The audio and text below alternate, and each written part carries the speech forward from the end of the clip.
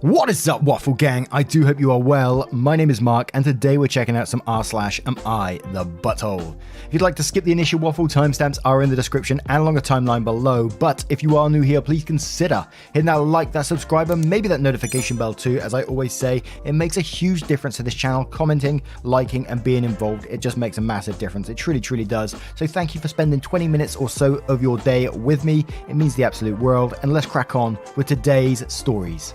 Much love, guys. Now, our first story comes from DizzyText873. Would I be the arsehole if I fire my husband's boss's 17-year-old daughter from my flower shop, regardless of what my husband says? My husband and I have been married for 8 years. He works in computer science at a large company. My grandparents opened a flower shop many years ago. It was handed down to my parents, and now I run it. I hired Jessica as a favour to my husband's boss.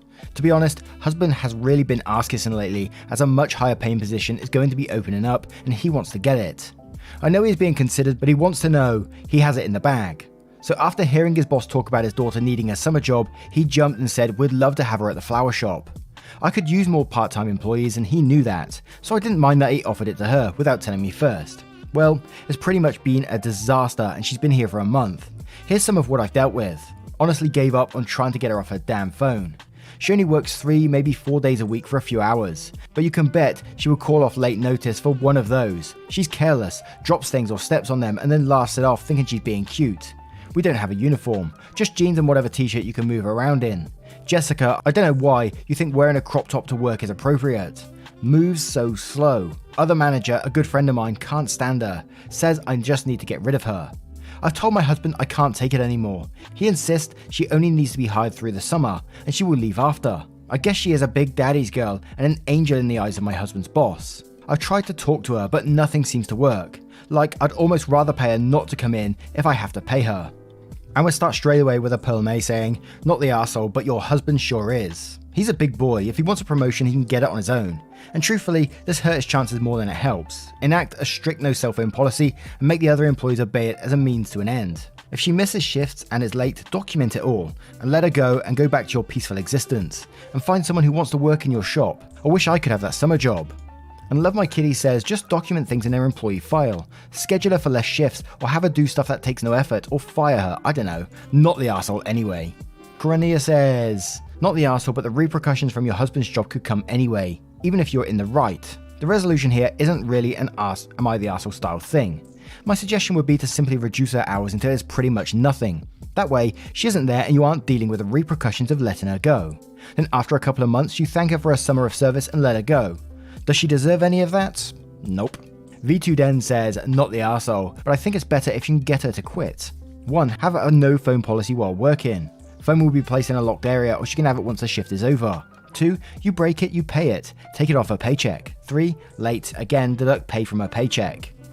And Scouse Pete says not the arsehole, but think smart here. Cut her hours and only schedule her for shifts if she calls off. Business won't be affected. Keep her away from anything breakable. Once hubby gets the job, sayonara, Jessica. And Ragdoll Seeker says you're the arsehole. I mean, you can technically do it, but it's not smart. This girl would be gone by the end of summer. Assume she has phone flick and dandelion and hire another employee. If your husband does not get the position after you fire her, he will resent you. His increase would be more than enough to compensate boss's daughter. You can ask from your husband extra favors. After all, you're doing a huge favor. This also lessen your resentment. Now, what are your thoughts on this one? What would you do in this position? It sounds like a tricky one. Let me know your thoughts and we'll move on to the next story. And our next story is from KeyAd9759. Am I the arsehole for making my parents choose between me and their financial advisor? When I, 22 female, started high school, my parents decided to hire a financial advisor, Chelsea. Soon after, my grandparents gifted me a car, and my parents were super weird about it. Every time I called it a car, they would say, it's not your car, it's a car we provided you to drive. It's under our name, not yours. I ignored them and still called it my car. A while later, I come home to a random lady sitting in the kitchen. She goes, hi, I heard you believe the third car is your car. She then proceeds to pull out a folder with a bunch of paperwork. She goes, okay, well here's the insurance bill and all the other prices associated with the car. Since it's your car, I assumed you'll be responsible for these. My parents giggled behind her. I was kind of offended and confused, as I had never seen this lady before and didn't appreciate her condescending tone. I later found out the lady was Chelsea. A few years later, my father lost his job. He was the breadwinner, and I was about to graduate high school and attend college. This is when my parents became even more obsessed with Chelsea. I guess a few years prior, she advised them to start an emergency fund in case one of them lost their jobs. My parents constantly told me and my brother, 4 years younger than me, that without her advice, they would have lost everything. I left for college and things were hard. Before every year, they would say they could not co-sign my loans or help me return to school the following year, only to miraculously find a way a week before tuition was due, all thanks to Chelsea. She'd done quite a few other things as well. Right before my junior year of college, I told her I wanted to live off campus and get a second job.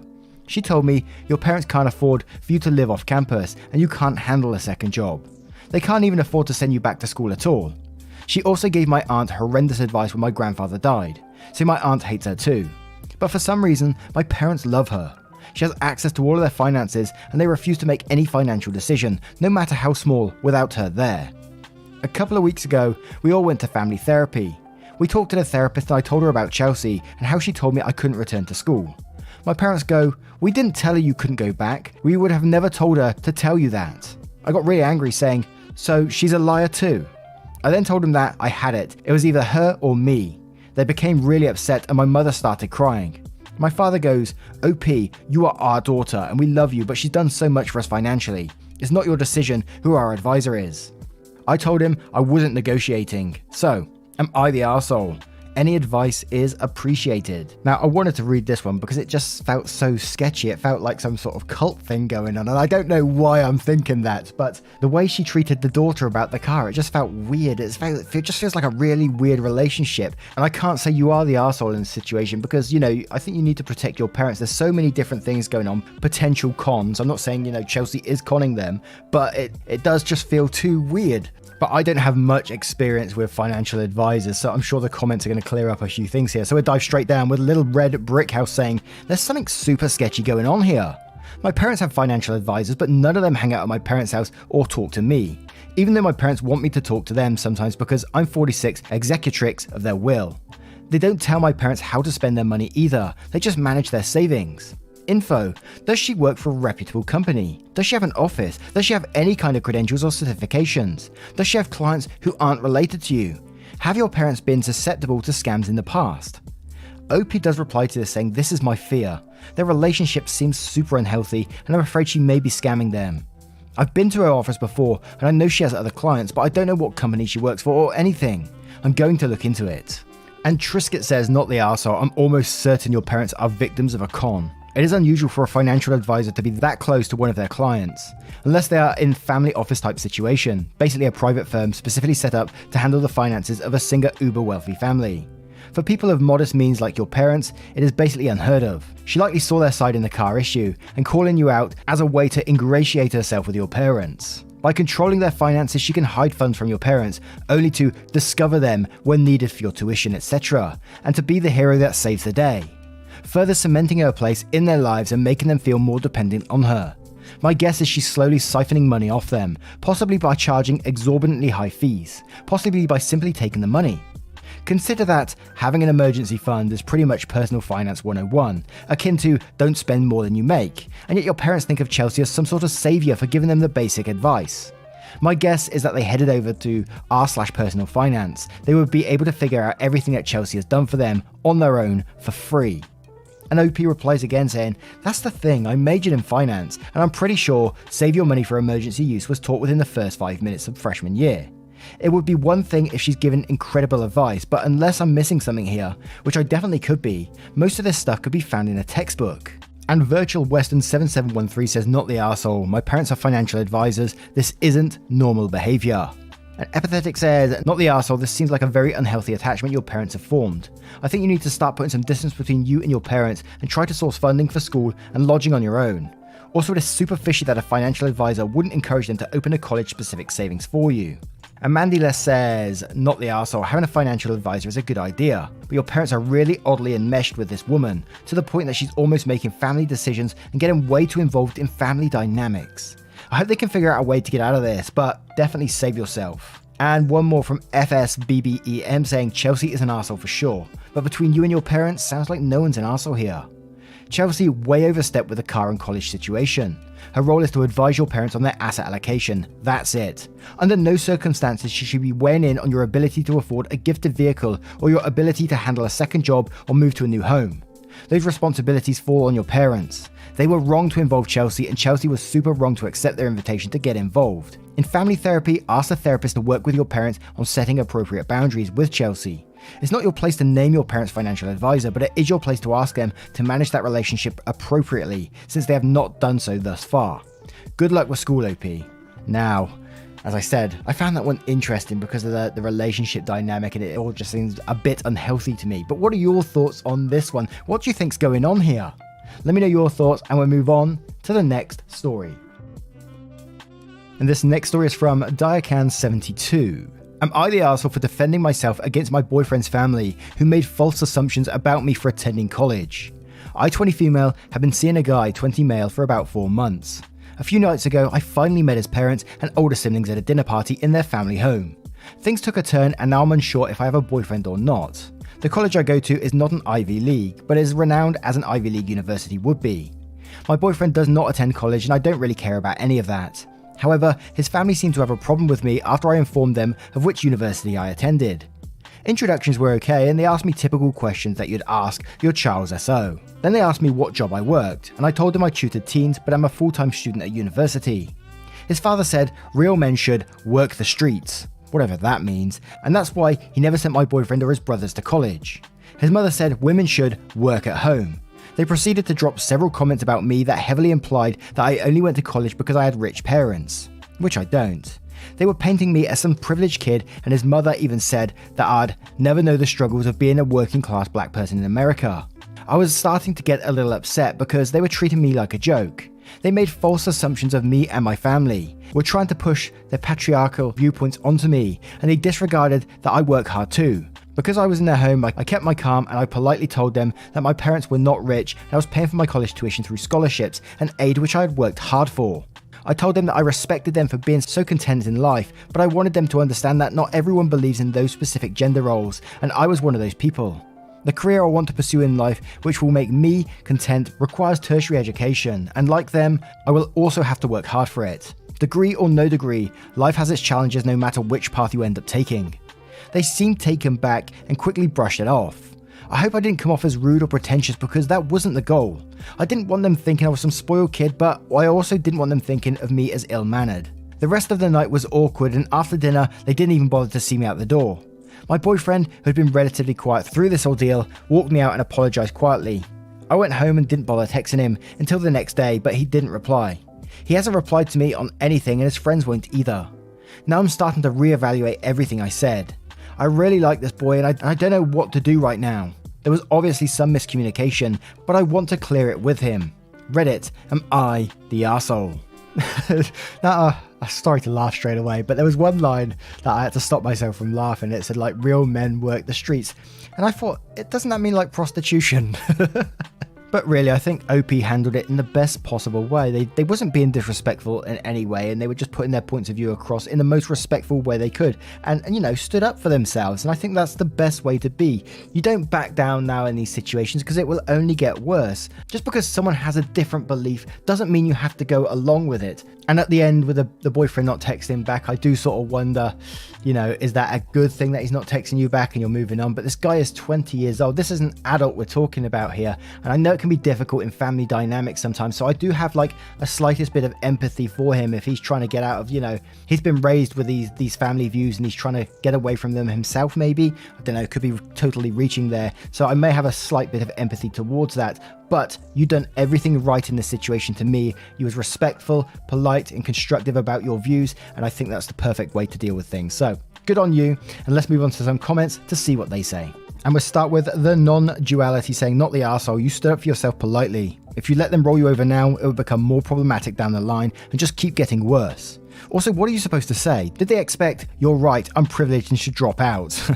And Squishy Pine Tree says, OP, you need to think very hard about whether you want this relationship to continue. Not only did his family insult and belittle you, he did absolutely nothing while this happened.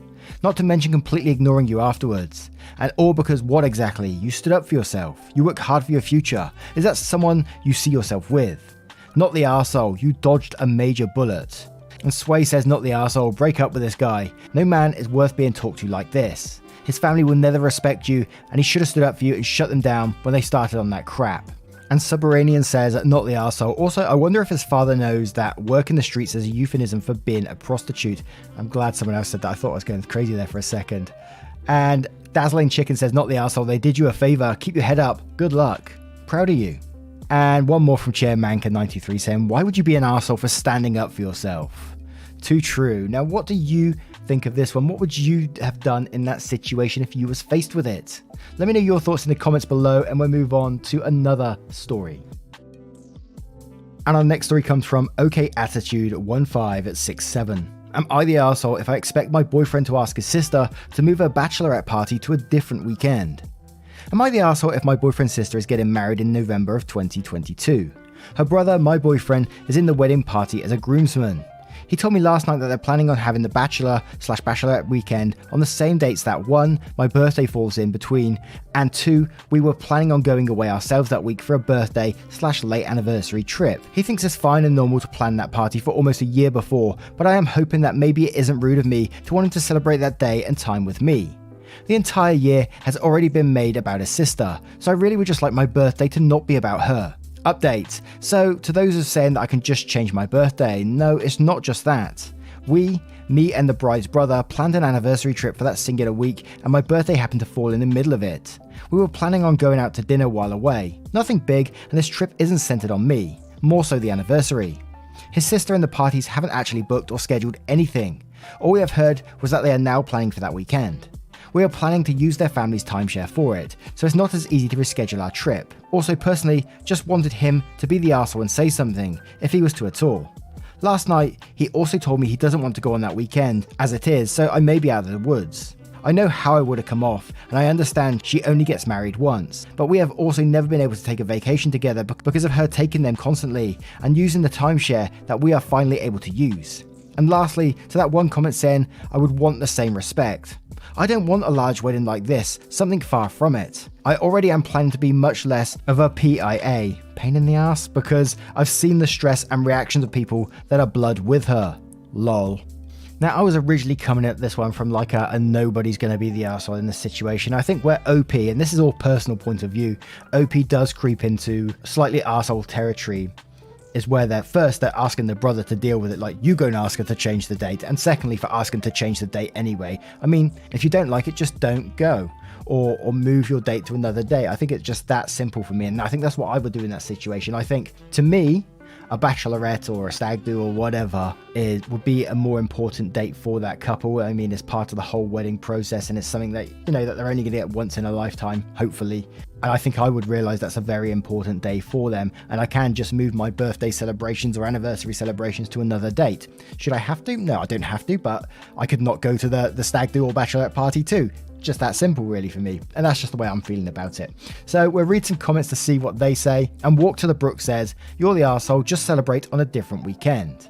And Fizzbang Wiz says, mild, you're the arsehole. It's fine to feel annoyed, but it's presumptuous to ask that big a group event to be changed because it's your birthday. Why would they change dates for someone who's not in the wedding party? They've probably already done a lot of work to find a date that works with the schedules of everyone who is actually attending. Pick a different weekend to celebrate your birthday with your boyfriend, and don't make him annoy your future sister-in-law with this. His sister will, presumably, only get married once, so of course he wants to be there for the wedding stuff. If you ask for this, you'll come across as self-centered. And Jeepers Creepers 74 says, you're the arsehole. A bachelorette party requires more planning than a couple's birthday anniversary celebration. And most people only have 1 or 2 in their lifetime, whereas birthdays and anniversaries come around every year. You will look childish if you ask her to change these dates to accommodate your birthday. Part of adulthood is recognizing that your birthdays don't always get to be all about you. Work, family, and social obligations often intervene, and you need to be flexible with your birthday plans. Plan your trip on a different weekend, and it can be all about you then. And one more from Don't Care At All 246 says, you're the arsehole. Not everything is about you. If none of your actual plans have been booked or paid for, then you can plan for a different weekend/week. No big deal. She's already made her plans from the sounds of it. You haven't made yours. And then OP said again that they're not set in stone, where they did make that their plans sort of got further than the bachelorette party plans. But I think one of the big points there is, when you're doing these bachelorette, stag do's, whatever, you're trying to accommodate multiple people. So you set a date and then everyone emails you, say, yeah, that's a perfect date. Sure, there will be the odd people who says, no, I can't attend that date. And sometimes you have to sacrifice those people. Sometimes you can never always find a date for everyone that's involved, and depending on the size of the bachelorette party, right?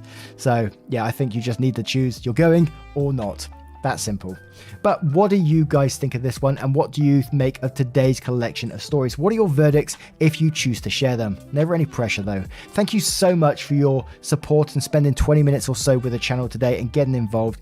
As I always say, it means the absolute world. Thank you so much for doing you.